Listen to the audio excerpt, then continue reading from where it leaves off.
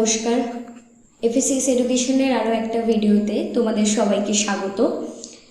তোমরা যারা সরকারি চাকরির প্রিপারেশন নিচ্ছ, তোমাদের মধ্যে কিছু জনের একটা ভয় থাকে যে সিনোনিম নেই, ইংরাজি যে সাবজেক্টটা তার সিনোনিম, অ্যান্টোনিম, ভোকাবুলারি, যে এত সিনোনিম বা কোথা থেকে সিনোনিমগুলো দেবে, এত মনে রাখবো কী করে, একটা ভয় তোমাদের মধ্যে থাকে।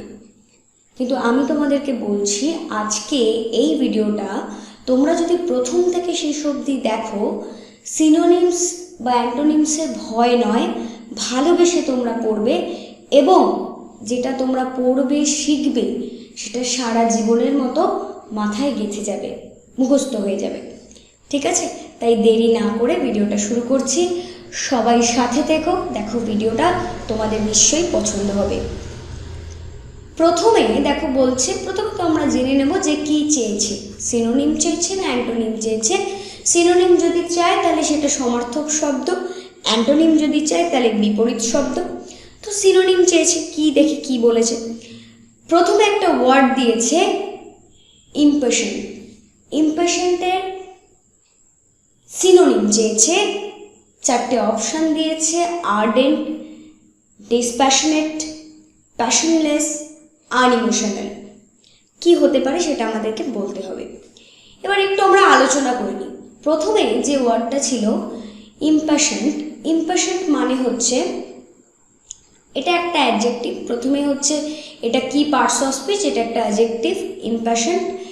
এবার এটার মানে কি? ইমপ্যাশেন্ট মানে হচ্ছে আবেগপ্রবণ বা উৎসাহী, যদি আমি বাংলায় বলি। ইংরেজিতে যদি বলি filled with or showing great emotion. কোনো কিছু যখন আমরা প্রবলভাবে চাই, আবেগপ্রবণ হয়ে যাই কোনো ব্যাপার নিয়ে, তখন আমি বলতে পারি ইমপ্যাশেন্ট। ঠিক আছে? এবার এর গুরুত্বপূর্ণ সিনোনিমগুলো কি কি দেখে নিই।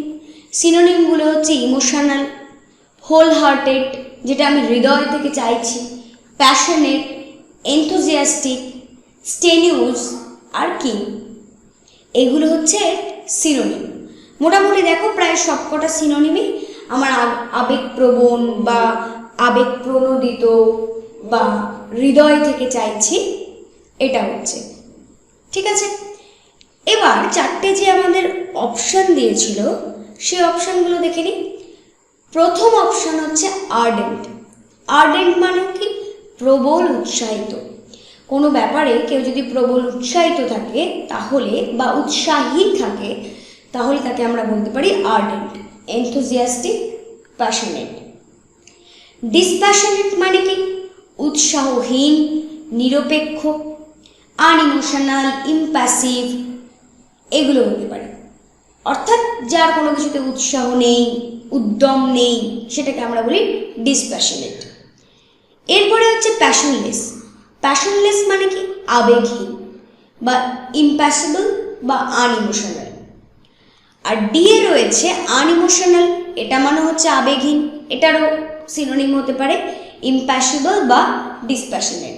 তাহলে মোটামুটিভাবে আমরা দেখতে পাচ্ছি যে B, option B, C, D তিনটেই, অপশান বি, সি, ডি তিনটেই দেখো একটা নেগেটিভ মিনিং বার করছে, তাই তো? একটা নেগেটিভ মিনিং বার করছে। ইমপ্যাশেন্টের একটা নেগেটিভ মিনিং কিন্তু বার করছে। কিন্তু এই যে আবেগপ্রবণ আর উৎসাহী, এটা কার সাথে যাচ্ছে? এটা যাচ্ছে আর্ডেন্টের সাথে। এটা যাচ্ছে হচ্ছে আর্ডেন্টের সাথে, অর্থাৎ প্রবল উৎসাহিত। তাহলে ইমপ্যাশেন্টের অ্যান্টোনিম হলো কোনগুলো? ডিসপ্যাশনেট, প্যাশনলেস, আনইমোশনাল, ইম্প্যাসিবল, ঠিক আছে, ইম্প্যাসিভ, এগুলো হলো।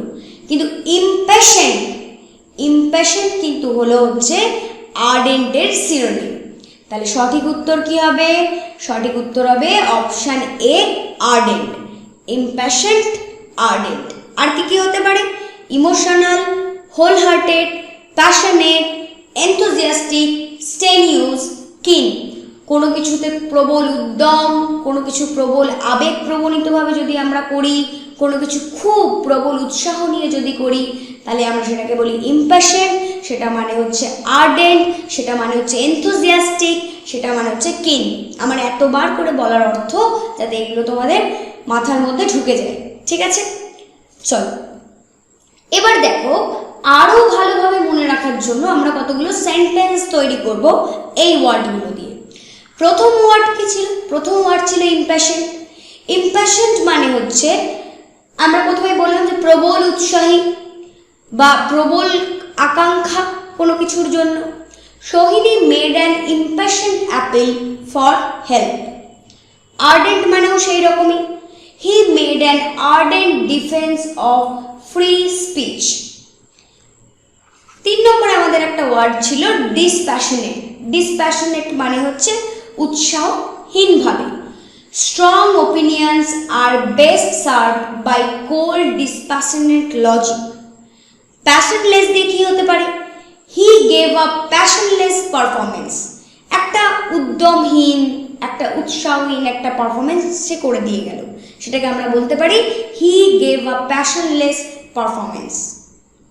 আনইমোশনাল, এটাও তাই, উৎসাহহীন, উদ্যমহীন একটা ব্যাপার, unemotional. She seemed very cool and unemotional. তাহলে মোটামুটিভাবে আমাদের ওয়ার্ডগুলো সড়গড় হয়ে গেল। আমরা কি কি ওয়ার্ড দেখলাম? ইম্প্যাশনেট, আর্ডেন্ট, ডিসপ্যাশনেট, প্যাশনলেস, আনইমোশনাল, আর অনেক ওয়ার্ড আমরা দেখেছি। পরের দেখ, পরের প্রশ্নে কি বলছে? পরের প্রশ্নে বলছে মেলিফ্লুয়াস। মেলিফ্লুয়াস কি হতে পারে? মেলিফ্লুয়াসের সিনোনিম চেয়েছে, অর্থাৎ সমার্থক শব্দ চেয়েছে। মেলিফ্লুয়াসের 4টে শব্দ দিয়েছে: সুইট সাউন্ডিং, ক্যাকোফোনিক, লাউড, ইরিটেটিং। চল এবার আমরা মানেগুলোকে দেখি। প্রথমে মেলিফ্লুয়াস হচ্ছে একটা অ্যাডজেক্টিভ। মেলিফ্লুয়াস মানে হচ্ছে of a voice or words, কোনো একটা কণ্ঠস্বর, কোনো একটা শব্দ, কোনো একটা আওয়াজ যেটা খুব মিষ্টি, সুইট অর মিউজিক্যাল, যেটা সুরেলা, যেটা মিষ্টি, যেটা প্লিজেন্ট টু হিয়ার, যেটা শুনতে ভালো লাগে, সেরকম একটা ওয়ার্ডকে আমরা বলি মেলিফ্লুয়াস। সুমিষ্ট, সুরেলা, মসৃণ কোনো একটা শব্দ, কোনো একটা কণ্ঠস্বর, সেটাকে আমরা বলি মেলিফ্লুয়াস। তাহলে এখানে 4টে অপশান দিয়েছিল। প্রথম অপশন হচ্ছে সুইট সাউন্ডিং, সেকেন্ড অপশন হচ্ছে ক্যাকোফোনিক। ক্যাকোফোনিক মানে হচ্ছে শ্রুতিকটু, অর্থাৎ যদি কোনো ড্রাম বাজে, কোনো ঝনঝনি বাজে, ধরো করে কোনো একটা আওয়াজ বাজছে, অর্থাৎ যে আওয়াজটা শুনতে আমাদের ভালো লাগছে না, এরকম কোনো ঝাঁঝেলা আওয়াজ, কোনো মানে ক্যাক ক্যাক করা কোনো একটা আওয়াজ যেটা শুনতে খারাপ লাগে, শ্রুতিকটু শব্দকে আমরা বলি ক্যাকোফোনিক। সুন্দর মিষ্টি শব্দ, সুইট সাউন্ডিং, মধুর শব্দ। লাউড হচ্ছে উচ্চ আওয়াজ, কোনো কিছু যখন আমরা তীব্রভাবে বলে উঠি, চিৎকার করে কোনো যদি শব্দ হয়, সেটাকে আমরা বলি লাউড। এবার এই লাউডের কিছু সিনোনিম দিয়ে কিন্তু আমাদের অপশানে প্রশ্ন আসে। মানে এখানে তো আমাদের মেলিফ্লুয়াসের সিনোনিম বার করতে দিয়েছে, বাট এখানে যে শব্দগুলো আছে এগুলো দিয়েও কিন্তু সিনোনিম, অ্যান্টোনিম আসে। প্রথম হচ্ছে ফর্টে, পরেরটা হচ্ছে resounding, ringing, roaring, rowdy, strident, strong, thundering. এই যে আওয়াজগুলো প্রত্যেকটাই কিন্তু একে অপরের সিনোনিম, এবং এইগুলো আবার কার সিনোনিম? লাউডের। এগুলো আবার কার সিনোনিম? লাউডের। লাউড হলে তার সিনোনিম হতে পারে forte, resounding, ringing, roaring, rowdy, strident, strong, thundering. এগুলো হচ্ছে লাউড বা উচ্চ আওয়াজের একটা সিনোনিম। ডি, অপশান ডিতে অপশান রয়েছে ইরিটেটিং। ইরিটেটিং আমরা সবাই জানি বিরক্তিকর, কিন্তু এখানে আমি ইরিটেটিংটাও দিয়েছি, তার কারণ হচ্ছে এই সিনোনিমগুলো ইম্পর্টেন্ট। ইরিটেটিংয়ের সিনোনিম কোনগুলো? Provoking, trying, annoying, bothersome, disturbing. এগুলো সবই কিন্তু ইরিটেটিংয়ের সঙ্গে যায়। Provoking, trying, annoying, bothersome, disturbing প্রত্যেকটাই কিন্তু বিরক্তিকর, ঝামেলাবাজ, এগুলোর সাথে যায়। ঠিক আছে, তাহলে ইরিটেটিং এর সিনোনিম আমরা কি কি পড়লাম আরেকবার বলে দিই। Provoking, trying, annoying, bothersome, disturbing. এটা একদমই ইজি, আমি বুঝতেই পারছি, কেন ক্যাকোফোনিক, লাউড, ইরিটেটিং এগুলো সবই কিন্তু ম্যালিফ্লুয়াসের অ্যান্টোনিম হবে, মেলিফ্লুয়াসের অ্যান্টোনিম হবে। তাহলে কোনটা হবে সিনোনিম? সুইট সাউন্ডিং, মধুর শব্দ, সুরেলা শব্দ প্রথমেই বলে দিয়েছে, তাই না? তাহলে অপশান এ হবে সঠিক উত্তর, অপশান এ হবে সিনোনিমের সঠিক উত্তর। এবার দেখো কতগুলো সেন্টেন্স, আমাদের যেরকম কথা ছিল যে আমরা সেন্টেন্সও তৈরি করব। মেলিফ্লুয়াস দিয়ে sentence, her voice was distinctive, soft and mellifluous. Cacophonic দিয়ে কি? We were greeted by a cacophony of sound as we entered the road. কোনো কিছু বাজনা বাজানো হচ্ছিল যেটার খুব একটা ঝাঁঝেলা শব্দ, খুবই একটা শ্রুতিকটু, মানে যেটা শুনতে খুব ক্যাটক্যাটে একটা আওয়াজ, যার মাধ্যমে আমাদেরকে গ্রিট করা হলো। Loud, the silence was broken by a loud cry. Irritating, they also have a irritating habit of interrupting. ঠিক আছে, পরের শব্দ আছে আমাদের জেনোসাইড। জেনোসাইডেরও চারটে অপশান, একটা হচ্ছে রেসিয়াল কিলিং, মার্ডার, সুইসাইড আর স্লটার। কি হবে দেখে নি। জেনোসাইড মানে হচ্ছে গণহত্যা। এবার এখানে কিন্তু একটা গল্প আছে। কিসের গল্প আছে? এখানে আমাদের আগের দিনে তোমাদের ক্লাসে রুট ওয়ার্ড করেছিলাম, এখানে কিন্তু দুটো রুট ওয়ার্ড আছে, একটা হচ্ছে জেনো আর একটা হচ্ছে সাইড। বলবো এই রুট ওয়ার্ড নিয়ে আমরা অবশ্যই আলোচনা করব, এই রুট ওয়ার্ডস নিয়ে আমরা অবশ্যই আলোচনা করব। জেনোসাইড মানে হচ্ছে গণহত্যা। এর সিনোনিম কি কি হতে পারে? কার্নেজ হতে পারে, মাস মার্ডার হতে পারে, ম্যাসাকার হতে পারে, অ্যানিহিলেশন হতে পারে, ডেসিমেশন হতে পারে আর হলোকস্ট হতে পারে। কার্নেজ হতে পারে, মাস মার্ডার হতে পারে, ম্যাসাকার হতে পারে, অ্যানিহিলেশন হতে পারে, ডেসিমেশন হতে পারে, হলোকস্ট হতে পারে। এবার রেশিয়াল কিলিং মানে কি হতে পারে? রেশিয়াল কিলিং মানে হতে পারে জাতিগত হত্যা, মার্ডার মানে খুন, সুইসাইড মানে আত্মহত্যা, আর স্লটার মানে হচ্ছে বধ। বিশেষত এখানে স্লটার কথাটা ব্যবহার হয় পশু হত্যার ক্ষেত্রে, পশু বধ বা হত্যা, এটাকে আমরা বলি স্লটার। ঠিক আছে, তাহলে এখানে আমরা বুঝতেই পারছি জেনোসাইডের সিনোনিম হবে হচ্ছে রেশিয়াল কিলিং বা রেশিয়াল কিলিং। ঠিক আছে, রেশিয়াল কিলিং হবে হচ্ছে সঠিক উত্তর, কারণ মার্ডার, সুইসাইড, স্লটার কোনোটাই কিন্তু গণহত্যার সাথে যাচ্ছে না। রেশিয়াল কিলিং বা কার্নেজ বা মাস মার্ডার বা ম্যাসাকার বা অ্যানিহিলেশন, ডেসিমেশন, হলোকাস্ট এগুলো সবই কিন্তু জেনোসাইডের সিনোনিম বা সমার্থক শব্দ। তাহলে সঠিক উত্তর হচ্ছে রেশিয়াল কিলিং। ঠিক আছে, চলো এবার দুটো আমাদের সেন্টেন্স মেক আছে। স্লটার দিয়ে হচ্ছে thousands of calves were exported to the continent for slaughter. হাজারেরও বেশি বাছুর তাদেরকে এক্সপোর্ট করা হলো মহাদেশে হত্যা করার জন্য বা জবাই করার জন্য। ঠিক আছে, জেনোসাইড, জেনোসাইড কি? গণহত্যা। We should condemn genocide, we should condemn genocide. এবার দেখো, এবার সেই রুট ওয়ার্ডগুলো আমরা পড়ব। রুট ওয়ার্ড কি ছিল? জেনো আর জেন, যে রুটটা আমরা পেলাম জেনোসাইডের জেন বা জেনো। এই জেন বা জেনোম হচ্ছে আমরা কখন বোঝাই? রেস কোনো জাতি, কাইন্ড কোনো প্রকার, ফ্যামিলি কোনো পরিবার বা কোনো যে গ্রুপ সেটা, অর বার্থ বা জন্ম। তাহলে আমরা কি কি বোঝাই? জাতি, প্রকার, পরিবার বা জন্ম, এটা বোঝাতে আমরা জেনো বা জেন রুট ওয়ার্ডটা ব্যবহার করি। যেরকম নিচের চারটে অক্ষর আছে দেখো, জেনিয়ালজি, জেনারেল, হোমোজিনিয়াস, হেটেরোজিনিয়াস। দেখে নি মানেগুলো কি আছে। জেনিয়ালজি হচ্ছে বংশানুক্রম বা বংশ তালিকা বা বংশ পরিচয়।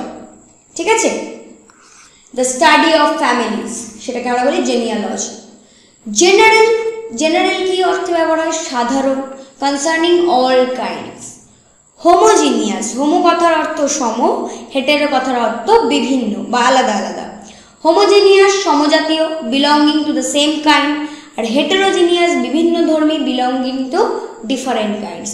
তাহলে এইখানে আমরা জেনোসাইড পড়তে গিয়ে আরও একটা রুট ওয়ার্ডও কিন্তু পড়ে ফেললাম, যেটা হচ্ছে জেনো বা জেন। তাহলে যেখানে জেনো বা জেন কথাটা থাকবে তোমরা দেখে নেবে সেখানে হয় জাতি বা প্রকার বা পরিবার বা গ্রুপ বা জন্ম, এই জাতীয় কিছু একটা, একই প্রকার বোঝাতে কিছু একটা ব্যবহার হচ্ছে। এখানে উদাহরণগুলো বললাম। এরপরে হচ্ছে সাইট, সিআইডি, সাইট। সাইট কথার অর্থ হচ্ছে আ কিলিং অফ সামথিং, কোনো কিছুকে মারা, কোনো কিছুকে মারা, মেরে ফেলা, সেটাকে আমরা বলি সাইট, সিআইডি।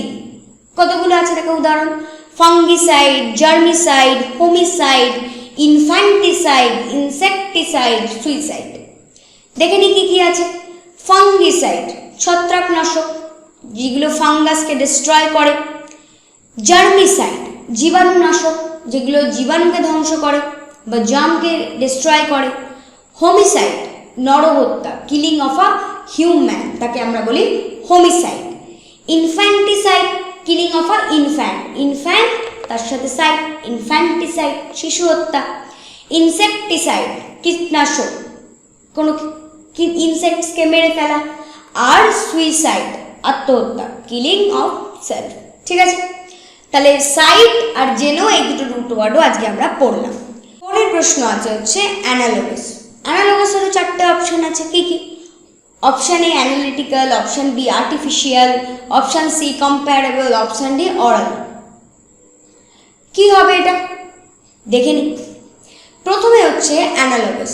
অ্যানালগাস মানে হচ্ছে সাদৃশ্যপূর্ণ, অর্থাৎ যার সাথে যার মিল রয়েছে বা এটার সমতুল্য, সেটাকে আমরা বলি অ্যানালগাস। প্যারালাল হতে পারে, সিমিলার হতে পারে, রিলেটেড হতে পারে, এগুলো হচ্ছে সিনোনিম, এগুলো হচ্ছে সিনোনিম। অ্যানালিটিক্যাল মানে কি? অ্যানালিটিক্যাল মানে হচ্ছে বিশ্লেষণাত্মক। এর সিনোনিম কোনগুলো হতে পারে? অ্যানালিটিক হতে পারে, ডিটেইলড হতে পারে, ডায়াগনস্টিক হতে পারে, ইন্টারপ্রেটিভ হতে পারে, ইনভেস্টিগেটিভ হতে পারে, পেনিট্রেটিং হতে পারে, রেশনাল হতে পারে, সাইন্টিফিক হতে পারে, সিস্টেমেটিক হতে পারে, আর থরো হতে পারে। অ্যানালিটিক্যাল সিনোনিম কিন্তু এগুলো হতে পারে। তাহলে ইন্টারপ্রেটিভ যদি আমাকে বলে সিনোনিম কি হবে? অ্যানালিটিক্যাল। পেনিট্রেটিং যদি বলে সিনোনিম কি হবে? অ্যানালিটিক হতে পারে, ডিটেইলড হতে পারে, ডায়াগনস্টিক হতে পারে, অ্যানালিটিক্যাল হতে পারে, হতে পারে। বেশ। আর্টিফিশিয়াল। আর্টিফিশিয়াল মানে কি? কৃত্রিম, অর্থাৎ ম্যানমেড হতে পারে, সিনথেটিক হতে পারে, আনন্যাচারাল হতে পারে, কাউন্টারফেট হতে পারে, ফ্যাক্টিসিয়াস হতে পারে, ম্যানুফ্যাকচার হতে পারে, যেটা তৈরি করা, যেটা বানানো, যেটা কৃত্রিম, যেটা আনন্যাচারাল, ঠিক আছে, প্রাকৃতিক নয়, সেটাকে আমরা বলি আর্টিফিশিয়াল। তাহলে যদি বলে যে কাউন্টারফেট, সিনোনিম কি হবে? আর্টিফিশিয়াল। তারপরে কি আছে? কম্প্যারেবল। কম্প্যারেবল মানে কি? তুলনাযোগ্য বা তুলনীয়। কি হবে এর সিনোনিমগুলো? Commensurate, equal, proportionate, tantamount. Commensurate, equal, proportionate, tantamount, এগুলো হচ্ছে কম্প্যারেবলের সিনোনিম। আর অরাল কি হবে? অরাল হচ্ছে শ্রবণ, অর্থাৎ যে শোনা, কানের কথা বলছি, শোনা বা শ্রবণেন্দ্রিয় সংক্রান্ত কোনো বিষয়, relating to the year or the sense of hearing. শোনার যে ক্ষমতা বা কান সম্পর্কিত, কর্ণ সম্পর্কিত বা শ্রবণেন্দ্রিয় সংক্রান্ত কোনো জিনিসকে আমরা বলি অরাল। তাহলে বুঝতেই পাচ্ছি অ্যানালগাসের সঠিক উত্তর হবে কম্প্যারেবল। অ্যানালগাসের সঠিক উত্তর হবে কম্প্যারেবল। কেন হবে কম্প্যারেবল? কারণ সাদৃশ্যপূর্ণ, তুলনাযোগ্য, এর সাথে তুলনা করা যায়, মানে ওর সমান, তাই না? তাই সঠিক উত্তর হবে option C comparable. Analytical, artificial, oral কোনোটাই হবে না। আচ্ছা, এবার সেন্টেন্স মেক করি।